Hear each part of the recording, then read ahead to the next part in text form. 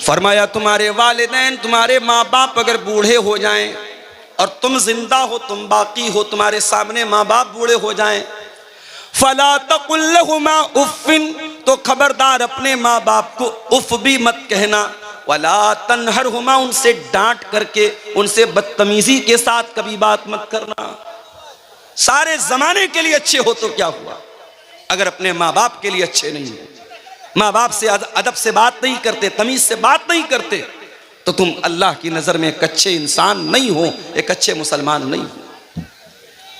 उसके बाद फरमाया वकुल लहुमा कौलन करीमा, और जब भी अपने माँ बाप से बात करो, नम्रता के साथ बात करो, आदर के साथ बात करो, नरमी के साथ बात करो, कोमल स्वभाव के साथ बात करो, अच्छे लहजे में बात करो। उसके बाद फरमाया वक़्फ़िज़ लहुमा जनाहज़्ज़ुल्लि मिनर रहमा वक़ुल रब्बिरहमहुमा कमा रब्बयानी सगीरा, और अपने माँ बाप के लिए अपने नरमी के बाजू को बिछा दो, उनके लिए अपने आप को छोटा कर लो, कभी माँ बाप से ऊंचा बनने की कोशिश न करो, उनसे बड़ा बनने की कोशिश न करो। और ये दुआ भी अल्लाह ने सिखा दी, हर बच्चे को, हर लड़के को, हर लड़की को अपने माता पिता के लिए दुआ करनी चाहिए, रब्बिरहमहुमा कमा रब्बयानी सगीरा, ऐ परवरदिगार, ऐ अल्लाह, ऐ हमारे पालनहार, हमारे माँ बाप ने बहुत कष्ट सह करके हमको पाला है, बहुत तकलीफ सह करके हमको पाला है, ऐ अल्लाह तू हमारे माता पिता पर दया फरमा, कृपा फरमा, रहम फरमा, करम फरमा। माँ बाप मेरे भाइयों हमारे वजूद का जरिया बनते हैं। चुप हो जाओ भाई, काहे बोल रहे बार बार, चुप हो जाओ, खामोश रहो। बात करना है थोड़ा दूर जाके बात करो, स्टेज के पास बात मत। फिर तुम्हारा ऐसा एखने जमा हो गया। फरमाया कि अपने माँ बाप के साथ कमेटी नरमी के साथ बात करो। अल्लाह के नबी के पास एक साहबी आते हैं, सवाल करते हैं अल्लाह के नबी मन अहक्कुन नास बिहुस्न सहाबती, अय अल्लाह के नबी मैं सबसे अच्छा व्यवहार किसके साथ करूं, सबसे अच्छा सलूक मुझे किसके साथ करना चाहिए, मुझे दुनिया में सबसे अच्छे तरीके से किसके साथ पेश आना चाहिए। आपने फरमाया उम्मुका, अपनी माँ के साथ। पूछा अल्लाह के नबी उसके बाद किसका नंबर है, आपने फरमाया अपनी माँ के साथ। फिर पूछा उसके बाद किसका नंबर है, आपने फरमाया अपनी माँ के साथ। चौथे नंबर पर आपने फरमाया बाप के साथ। माँ का हक ज्यादा है, माँ ज्यादा कष्ट सहती है, माँ ज्यादा तकलीफ उठाती है, माँ का नाम अल्लाह के नबी ने 3 बार लिया है। मेरे प्यारे साथियों, हम माँ बाप के साथ जितना भी अच्छा सलूक कर लें, हम उनके एहसान का बदला नहीं चुका सकते, उनके एहसान का बदला नहीं उतार सकते। हजरत अब्दुल्ला बिन उमर ने देखा कि एक आदमी खाने काबा का तवाफ कर रहा है और अपनी माँ को अपने कंधे पर बिठा करके तवाफ कर रहा है, अपनी माँ को अपने कंधे पर बिठा करके अल्लाह के घर का तवाफ कर रहा है। हजरत अब्दुल्ला बिन उमर ने कहा, उस आदमी ने अब्दुल्ला बिन उमर से कहा कि अय अब्दुल्ला बिन उमर, आज मैंने अपनी माँ को तवाफ करा दिया, आज मैंने उम्रा करा दिया, आज मैंने माँ का हक अदा कर दिया। अल्लाह के प्यार हजरत अब्दुल्ला बिन उमर ने फरमाया कि वला ज़फ़रतन, ऐ मेरे भाई, अभी तो तेरी माँ ने तुझको जन्म देने के टाइम तेरी माँ को जो पीड़ा हुई थी, जो दर्द हुआ था, तेरी माँ की जुबान से जो आह की आवाज निकली थी, अभी तो तूने उस आवाज का भी हक अदा नहीं किया है। उनका हक अदा नहीं कर सकते। कोशिश करो कि हमारे माँ बाप को हमारी वजह से कोई दुख न हो। ठीक है, वो गलत हो सकते हैं, एक उम्र आती है जब माँ बाप बूढ़े हो जाते हैं, चिड़चिड़ापन आ जाता है, बच्चों की तरह बचपना आ जाता है, जिद आ जाती है, ये सोच करके नजरअंदाज कर दो। कभी हम भी छोटे थे, हम भी जिद करते थे, हम भी बहुत सारी बातों के लिए अपने माँ बाप को परेशान करते थे, हमारे माँ बाप बहुत सहते थे। आज हमारा नंबर है, आज हमारी बारी है। अल्लाह ने कहा कि अपने माँ बाप के साथ अच्छा सुनो। उसके बाद नंबर 3, वबिज़िल कुर्बा, और अपने रिश्तेदारों के साथ भी अच्छा सलूक करो। कोई तुम्हारा भाई है, कोई तुम्हारा चाचा है, कोई तुम्हारा ताया है, कोई तुम्हारा दादा है, कोई नाना है, कोई ससुर है, ये जितने रिश्तेदार हैं तुम्हारे, ये रिश्ते तुमने नहीं बनाए, ये रिश्ते अल्लाह ताला ने बनाए हैं। अपने इन रिश्तेदारों के साथ भी तुम अच्छा सलूक करो। उनकी खुशी में शामिल हुआ करो, उनके गम में शामिल हुआ करो। कुछ नहीं कर सकते तो कम से कम मीठे अल्फाज बोल दिया करो ताकि उनके दिल को खुशी मिल जाए, उनके दिल को तसल्ली मिल जाए। अल्लाह के नबी के पास एक आदमी आया, उसने कहा अल्लाह के नबी मेरे कुछ रिश्तेदार हैं, मैं उनके साथ अच्छा सलूक करता हूं लेकिन वो मेरे साथ बुरा सलूक करते हैं। मैं उनके साथ नरमी का व्यवहार करता हूं, वो मेरे साथ बदतमीजी करते हैं। अय अल्लाह के नबी मुझे क्या करना चाहिए? आपने फरमाया जैसा तुम बयान कर रहे हो, जैसा तुम बता रहे हो, अगर तुम अपने रिश्तेदारों के साथ ऐसा ही कर रहे हो फकअन्नमा तुसिफ़ुहुमुल मल्ला, तो तुम उनके मुंह में जहन्नम की आग की राख भर रहे हो। यानी तुम तो अच्छा काम कर रहे हो लेकिन वो बदतमीजी करके, वो गलत काम करके, वो तुम्हारे साथ गलत सलूक करके अपने आप को जहन्नम का हकदार बना रहे हैं। उसके बाद अल्लाह के नबी ने फरमाया ऐ मेरे सहाबी, तुम जब तक अपने रिश्तेदार की मदद करते रहोगे, उसका सपोर्ट करते रहोगे, उसके साथ अच्छा सलूक करते रहोगे, अल्लाह का एक फरिश्ता हर वक्त तुम्हारे साथ रहेगा, तुम्हारी मदद करेगा। इसलिए मेरे भाइयों, रिश्तेदारों के साथ अच्छा सलूक किया करो।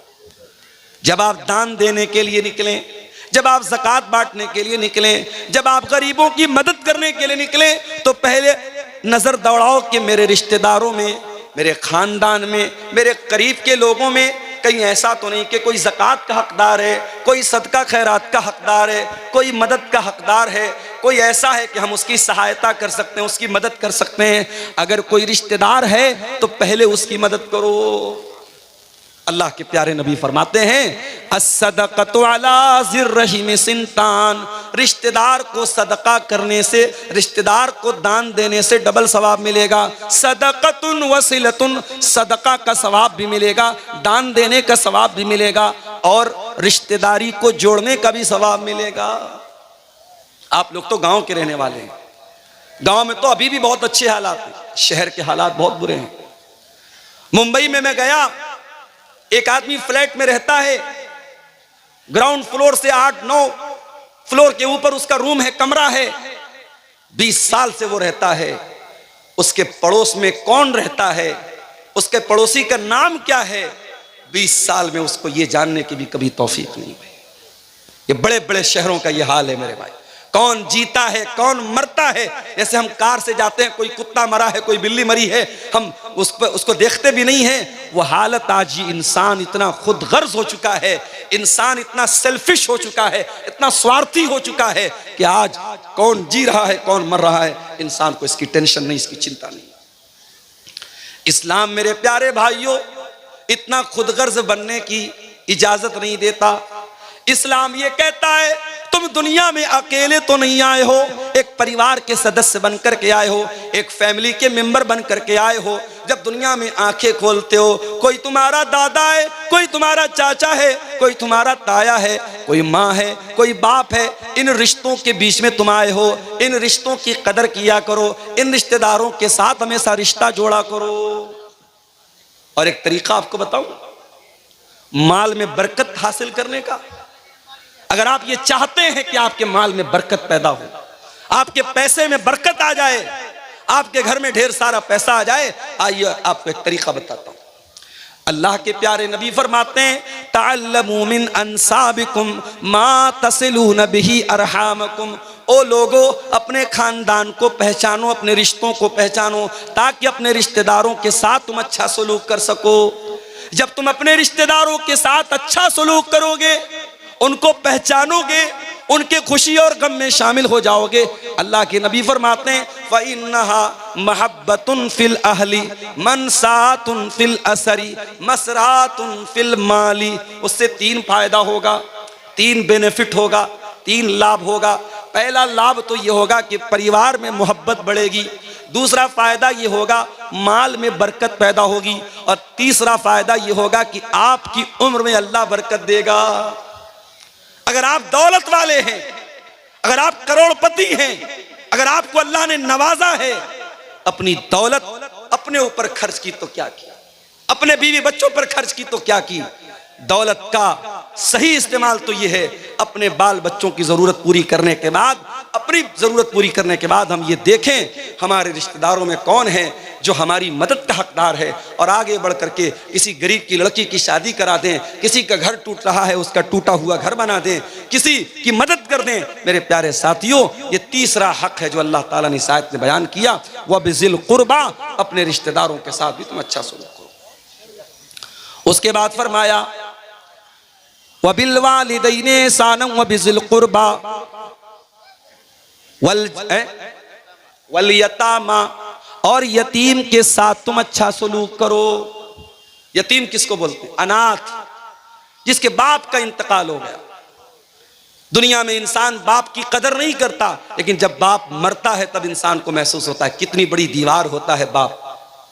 जिस बच्चे का बाप इंतकाल कर जाए, जो बच्चा यतीम हो जाए, अनाथ हो जाए, आज मदरसों में देखो अनाथ बच्चे पढ़ते हैं।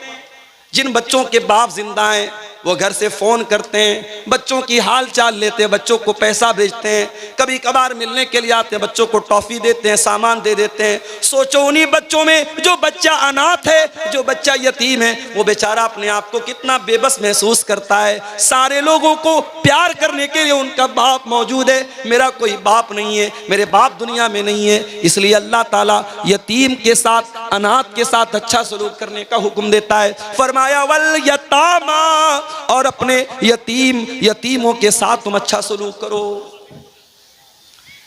और माशाअल्लाह देखिए, बच्चा लाया है चांदी का कोई सामान, कौन दिया बेटा? अम्मी दी। चलिए, अल्लाह ताला जिसने भी इस बच्चे को के जरिए भेजा है, अल्लाह उसके चंदे को कबूल फरमाए और उसके हक में सदका जारिया बनाए।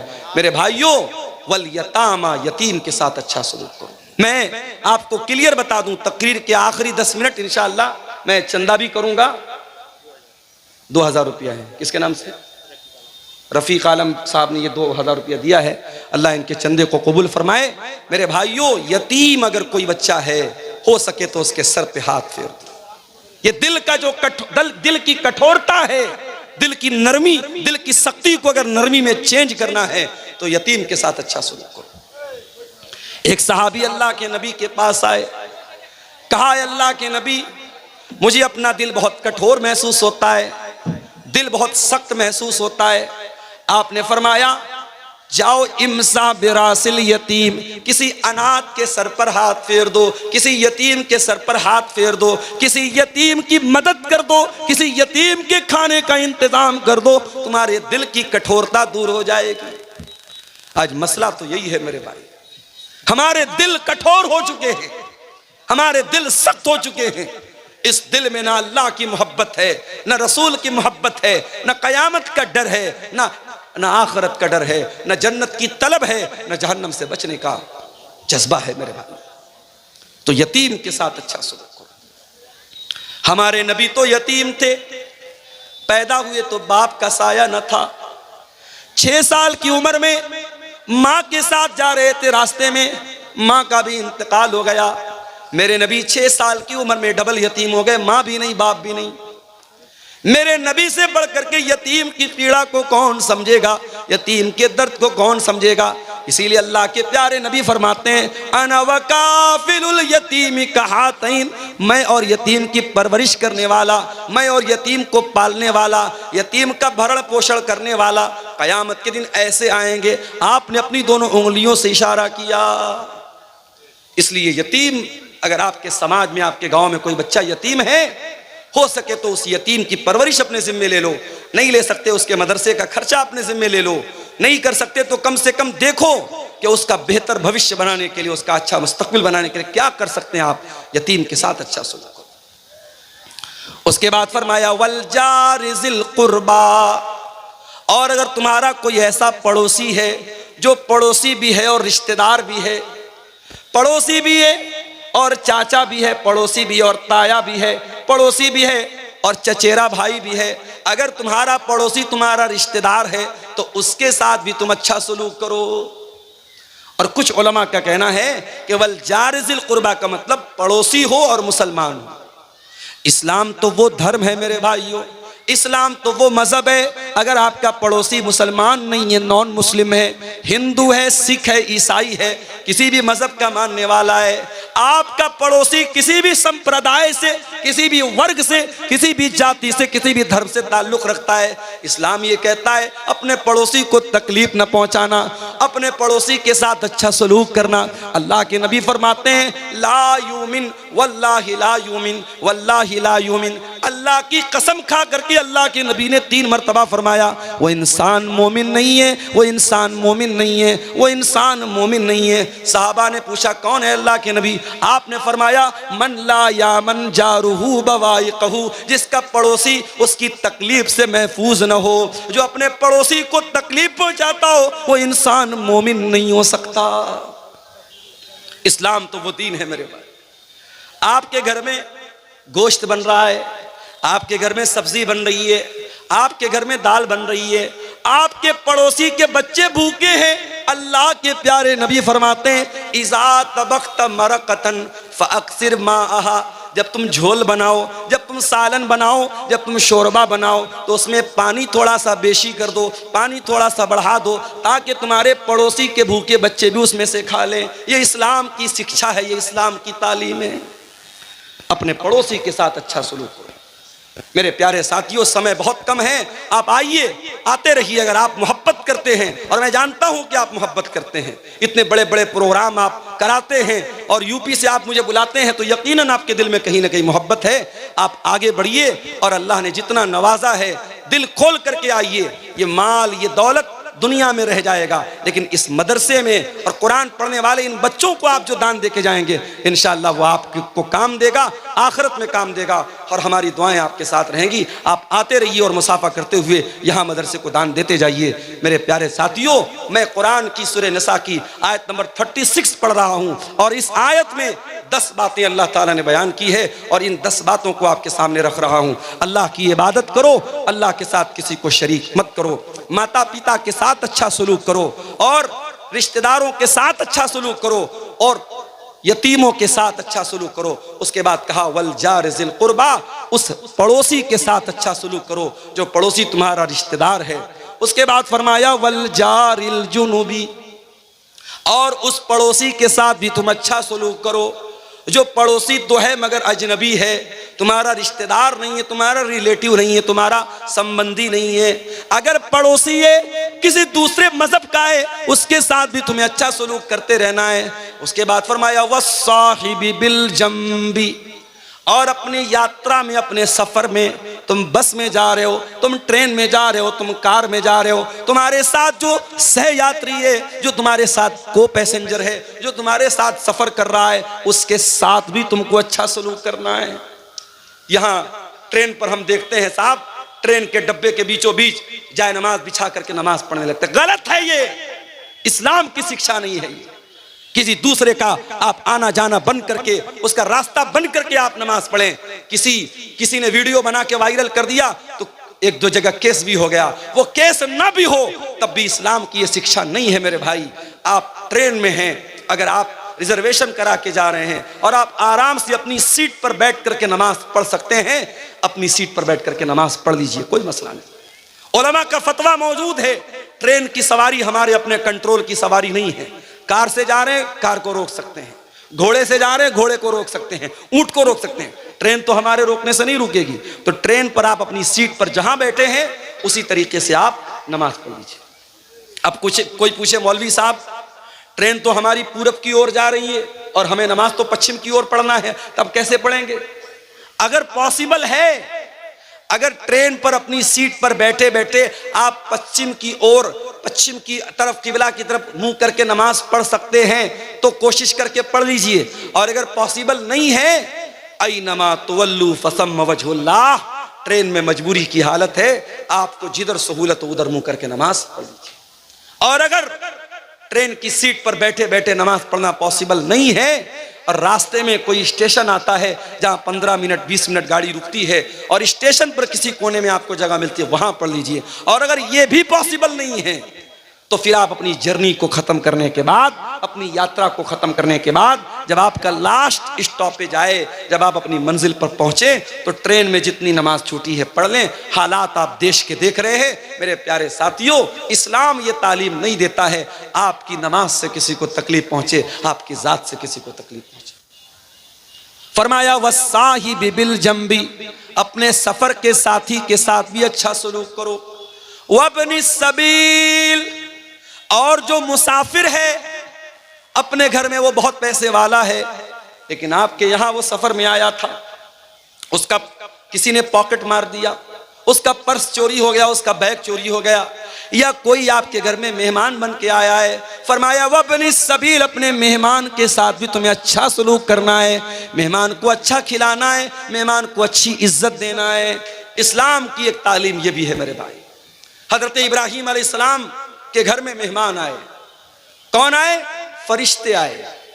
इब्राहीम अलैहिस्सलाम पहचान नहीं पाए क्योंकि वो इंसान की शक्ल में आए थे, बड़े खूबसूरत खूबसूरत शक्ल में आए थे। हजरत इब्राहीम अलैहिस्सलाम जल्दी से गए और बछड़े का गोश्त बना करके लाए, बछड़े को भून करके लाए और उनके सामने पेश किया। इसका मतलब ये हुआ मेहमान आए तो उसकी पसंद का खाना उसको खिलाना चाहिए, मेहमान को सम्मान देना, मेहमान की इज्जत करना, ये भी इस्लाम सिखाता है। फरमाया वब्नि सबील, अपने मुसाफिर के साथ और मेहमान के साथ भी तुम अच्छा सलूक करो। उसके बाद फरमाया वमा मलकत ऐमानुकुम, जो लोग तुम्हारे अंडर में काम कर रहे हैं, जो तुम्हारे गुलाम हैं, तुम्हारे नौकर हैं, तुम्हारे कर्मचारी हैं, तुम किसी कंपनी के मालिक हो, बॉस हो, तुम्हारे अंडर में काम करने वाले लोग हैं, या तुम कोई कारखाना चला रहे हो, तुम्हारे घर में काम करने वाले लोग हैं, अपने नौकर चाकर के साथ, अपने गुलामों के साथ भी तुम अच्छा सलूक करते रहना। ये 9 चीजें हो गई मेरे भाई। उसके बाद 10वीं चीज क्या है? इन्नल्लाह ला युहिब्बु मन काना मुख्तालन फखूरा, अल्लाह ताला उन लोगों को पसंद नहीं करता है जो घमंडी हैं, जो तकब्बुर करने वाले हैं, जिनके अंदर अहंकार है, जिनके अंदर गुरूर है। अल्लाह गुरूर करने वाले को कभी पसंद नहीं करता। न दौलत का गुरूर चलेगा, न कुर्सी का गुरूर चलेगा, न खूबसूरती का गुरूर चलेगा। बहुत बड़ी दौलत वाला था कारून, अपने खजानों के साथ जमीन में धसा दिया गया। बहुत बड़ा बादशाह था फिरौन, उसकी सारी बादशाहत खत्म हो गई और पानी में अल्लाह ताला ने डुबा डुबा करके मार दिया। बड़ी ताकत वाली कौम थी कौम आद, बड़ी ताकत वाली थी कौम समूद, अल्लाह ताला ने हवा की तरह उड़ा दिया। इन्नल्लाह ला युहिब्बु मन काना मुख्तालन फखूरा, अल्लाह ताला अहंकारी लोगों को, मगरूर लोगों को, घमंडी लोगों को पसंद नहीं करता मेरे भाई। इसलिए अपने अंदर तवाज़ु पैदा करो। अगर समाज में आपको इज्जत मिली है, रुतबा मिला है, कदर करो इसकी, इज्जत करो इसकी कि अल्लाह आपसे काम ले रहा है। अल्लाह ने आपको लोगों में एक वर्चस्व दिया है, एक स्टेटस दिया, एक सम्मान दिया है। इसका दुरुपयोग न करो, इसका गलत इस्तेमाल न करो मेरे प्यारे साथी। अल्लाह के प्यारे नबी फरमाते हैं मन तवाज़ा लिल्लाहि रफ़अहुल्लाह, जो अपने आप को छोटा बना ले अल्लाह के लिए, जो अपने आप को हकीर बना ले अल्लाह के लिए, अल्लाह उसको और बुलंदी देगा, और सम्मान देगा, और ऊंचा मकाम देगा। तो ये 10 बातें हैं मेरे प्यारे साथियों जो सूरह निसा की आयत नंबर 36 में अल्लाह ताला ने हमारे सामने बयान की है। अब आप रात भर जलसा इंशाअल्लाह सुनेंगे, लेकिन मैं आपसे ये कहना चाहूँगा कि एक बार अकेले में बैठकर, तन्हाई में बैठकर ज़रा गौर कीजिएगा कि इन 10 बातों में से कितनी बात पर आप अमल कर रहे हैं। पहली चीज़ क्या है? अल्लाह की इबादत करना, और अल्लाह की इबादत में किसी को शरीक न करना। कभी गौर कर लेना घर में जाके, कहीं ऐसा तो नहीं कि हमारे घर में भी बच्चे तावीज़ पहन रहे हैं, हमारे घर में भी बच्चों के माथे पर काला टीका लगाया जा रहा है, हमारे घर की औरतें भी टोने टोटके कर रही हैं, गलत रास्तों पे जा रही हैं। अगर हो रहा है तो जाके बंद करा दो मेरे भाइयों, अपने अकीदे और अपनी तौहीद को बर्बाद मत करो। दूसरी चीज, माता पिता के साथ अच्छा सलूक करें। अगर आपके घर में आपके माँ बाप तकलीफ में हैं, आप इस आयत पर अमल नहीं कर रहे हैं, आप जाइए माँ से माफी मांगिए, बाप से माफी मांगिए, और यकीन रखिए जब तक माँ जिंदा है माफी मांग सकते हो, बाप जिंदा है माफी मांग सकते हो। माँ चली गई, बाप चला गया, पछताओगे कि काश मैंने माफी मांग ली होती, काश मैंने अच्छा सलूक किया होता। आज इंसान 4 पैसे कमाता है, माँ की दवा के पैसे उसके पास नहीं है, बाप के इलाज के पैसे उसके पास नहीं। अरे ऐसी दौलत इकट्ठा करके क्या करेगा? कि तेरी माँ इलाज के अभाव से मर जाए, तेरा बाप छोटी छोटी चीजों के लिए दूसरों का मोहताज बन जाए। अपने माँ बाप के साथ अच्छा सलूक करो मेरे भाई, रिश्तेदारों के साथ अच्छा सलूक करो, यतीमों के साथ अच्छा सलूक करो, पड़ोसियों के साथ अच्छा सलूक करो। दूर के पड़ोसी हैं या कोई गैर मुस्लिम पड़ोसी है, नॉन मुस्लिम पड़ोसी है, उसके साथ भी आपको अच्छा सलूक करना है। सफ़र का साथी है, उसके साथ भी आपको अच्छा सलूक करना है। मुसाफिर है, मेहमान है, उसका भी आपको सम्मान करना है। और आपका नौकर चाकर गुलाम लौंडी, उस ज़माने में गुलाम लौंडी होते थे, आज के ज़माने में नौकर चाकर हैं, इनके साथ भी अच्छा सलूक करना है। और 10वीं चीज़ ये है, अपने आप को अहंकार और गुरूर से बचाना है।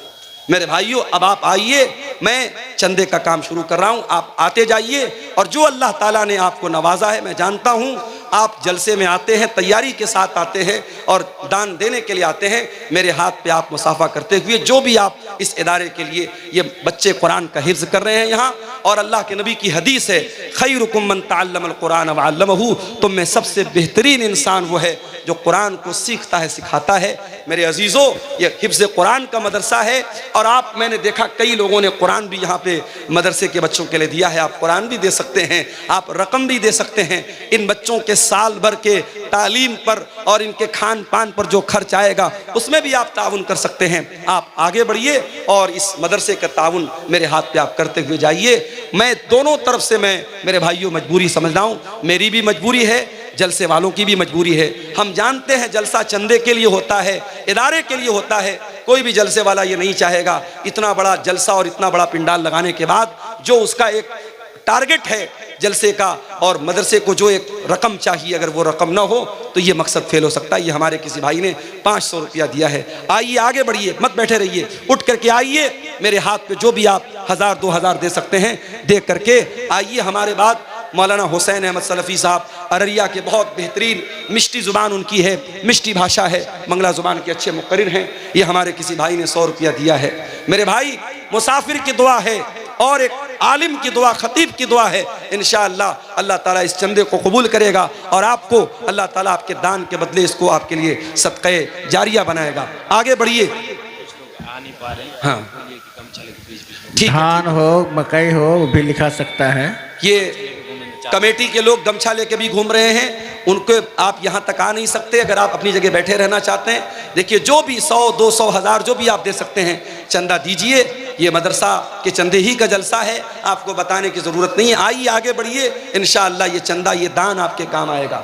आइए मेरे भाइयों, आगे बढ़िए। माँ बहनों से भी गुजारिश करूँगा कि आप भी, आपके अंदर भी बहुत जज्बा होता है, अल्लाह आपको भी बहुत जज्बा देता है। अपने सोने के ज़ेवरात उतारिए और भेजिए यहाँ पे, ये मौका बार बार नहीं मिलता है। अल्लाह ताला इन तमाम चंदा देने वालों के चंदे को कबूल फरमाए। इसके हक़ में जो बीमार हैं, अल्लाह उनको शिफा अता फरमाए। और जो लोग भी दे रहे हैं ये चंदा, अल्लाह उनकी रोज़ी रोटी में बरकत अता फरमाए। मेरे भाइयों, हमारे पास वक्त बहुत कम है, 5-10 मिनट का टाइम हमारे पास और है। आप आइए, आगे बढ़िए और इदारे का ताउन करते हुए जाइए। अल्लाह ताला ये 500 रुपया एक और भाई ने दिया है, अल्लाह ताला इनके चंदे को कबूल फरमाए। देखिए, मैं आम तौर से चंदा नहीं करता हूँ, लेकिन आपकी मोहब्बत में और आपके इदारे की मोहब्बत में मैं ये चंदा कर रहा हूँ। आप आगे बढ़िए और मेरे हाथ में आप जो भी दे सकते हैं दे करके जाइए, ताकि जलसे की जो असल मकसद और उद्देश्य है वो पूरा हो जाए। मदरसे की उन्नति, मदरसे की तरक्की, इसके लिए हम আসুন আপনারা একটু দানের দিকে হাত বাড়ান। इधर रास्ता छोड़ दो, जो आना चाहे। এখনো দুজন বক্তা আছেন, আসুন আপনারা। आइए, आगे बढ़िए। মৌলানা কোনোদিন দান নেন না, কিন্তু আজকে আপনাদের কাছ থেকে যখন চেয়েছেন, তো আপনারা দিল খুলে ওনার হাতে দান করুন। आसन आसन आसन आसन दान दिन। आइए, माशाअल्लाह, अल्लाह ताला कबूल फरमाए। এই প্রজেক্ট এ वाला अल्लाह मगफरत এই ইউটিউবার से हटाओ, उनका हटाओ, लोगों को आने दो। माशाअल्लाह। देखिए, मैं रास्ता खाली करो, रास्ता खाली करो। मैं कबूल कर रहा हूँ। आप आइए, अपनी कैपेसिटी के हिसाब से जो भी अल्लाह ने आपको नवाजा है, आप यहाँ चंदा दीजिए। अल्लाह आपके दान खैरात को कबूल फरमाए। जज़ाकल्लाह खैर हैं। और आप सब सुकून से बैठिए। जलसे को संभालना हमारी जिम्मेदारी, हमारे गांव का जलसा है, हम सब का कर्तव्य है जलसे को बर्बाद नहीं करना। आप आइए, चंदा दीजिए, फिर अपना स्थान ग्रहण कीजिए, अपनी जगह बैठिए। ये जलसा हमें चलाना